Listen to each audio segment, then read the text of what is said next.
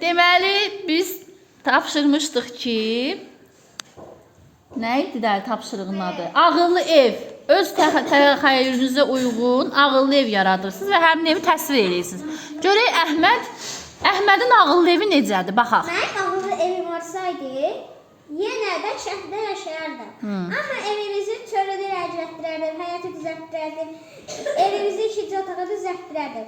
Yaşa ki, töylə tikişdirərdim, soyuqlar üçün gör tikişdirərdim, itlər üçün yuva tikişdirərdim, 40 dənə toyuq gətirdirərdim, 15 dənə inək gətirdirərdim, at gətirdirərdim, 20 dənə hinduşka gətirdirərdim, 60 dənə gətirdirərdim və 10 dənə də cöngə gətirdirərdim. Cöngə nədir? Cöngə də. O nədir? Hə, yaxşı, qulaq asın. Ay, Əhməd, bunun nə ağıllı ev oldu? O adi kənd həyatıdır da, yəni. Mən istə şey olsun, istə. Ağıllı ev, biz mətni oxuduq, axı, ağıllı ev.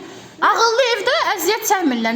Elə divara, daşa, hər şeyə əmr verirsən, robotlar var. Hə?